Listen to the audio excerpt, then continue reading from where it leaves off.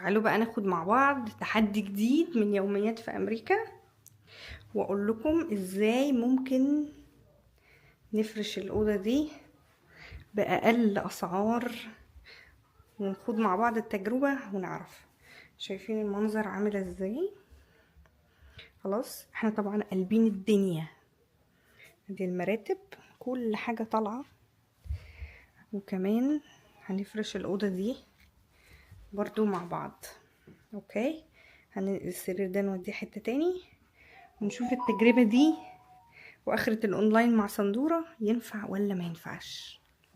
يا اهلا، ازيكم يا اولاد؟ عاملين ايه؟ كل سنه وانتم طيبين ويا رب دايما متجمعين.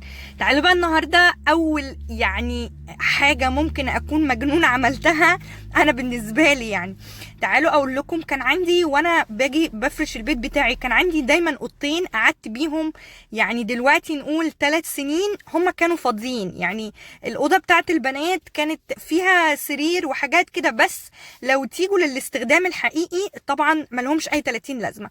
طبعا قبل ما ابتدي الفيديو انا عايزه اشكر باشمهندس عماد حمدي، طبعا باشمهندس قد الدنيا والله. انا مش عايزه اقول لك ان من بعد اللي انتوا شايفينه ده هو تقريبا مش عايز يعرفنا تاني. طبعا زوجي العزيز يا عيني اللي شال كل الحاجات التقيله دي. طيب عملت معاكم، بص هو هنا ايه، تعب فريح. عملت معاكم ان انا افرش اوضه من تيمو.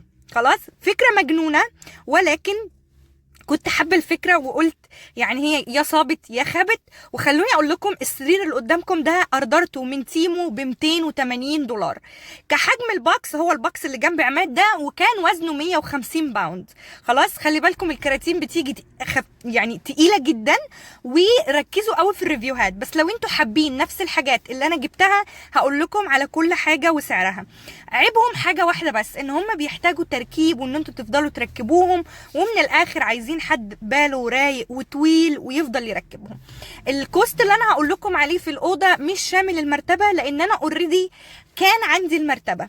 خلاص، شايفين شكل السرير عامل ازاي؟ القوايم بتاعته من الجناب كانت قطيفه، هو عباره عن حاجاته كلها حديد، الحتت الرجول والراس بتاعته كانت حديد وداخل فيها قطيفه.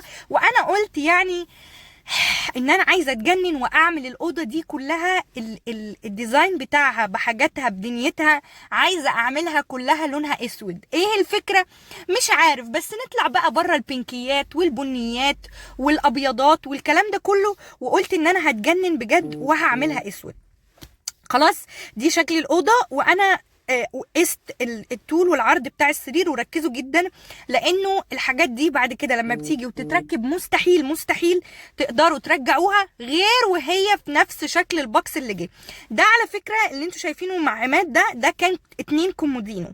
خلاص، هو ساعتها قال لي ايه ده، انا هنزل لكم الريل بصوته عشان تشوفوا. طيب انا اشتريت السرير ب $280، وتيمو فيه ميزه حلوه جدا، ان انتوا بعد كده بتعملوا حاجه اسمها ادجستمنت برايس، اللي هو لو نفس الشخص اللي انتوا اشتريتوا منه نزل عروض بيقدر تيمو يرجع لكم فرق الفلوس. انا عايزه اقول لكم ان السرير ده انا رجعت منه مرتين تاني فلوس، طبعا نعمه عيني. الكلام ده على فكره كان الساعه 12 واحده بالليل، حاجه زي كده خلاص، انا جبت السرير ب 280، جبت الستاير السوداء الاربع قطع عاملين $40، جبت الستاير البيضاء اللي انتوا هتشوفوها جبتها بحوالي الستارتين ب $15. كرسي التسريحه انا كانت كمان عندي التسريحه، واللي خلاني ان انا هتشوفوا شكل الاوضه دي في الاخر ان انا وفقت السرير مع التسريحه، لان انا برضو استخسرت ان انا ارمي التسريحه. كان جوزي جايبها لي من محل وكانت غاليه جدا، كانت اكتر من $700. خلاص، نيجي بقى لشكل الاوضه. اللحاف كمان جبته بعد الخصم، في الخصم ادجستمنت برايس معاكي شهر وقع عليا بحوالي $20. ادي الاتنين كومودينو عاملين $98. خلاص، الايد الجولد اللي ماسكه الستاير الحتتين وقعوا بحوالي $6. عايزه اسمع بجد رايكم في الكومنتات، ايه رايكم في الاوضه قبل وبعد، وهل انا عرفت اعمل ماتشنج ليها، وفكره ان تبقى في اوضه عندنا لونها اسود حلوه ولا لا. واسمع رايكم في الكومنتات، وندخل على الاوضه اللي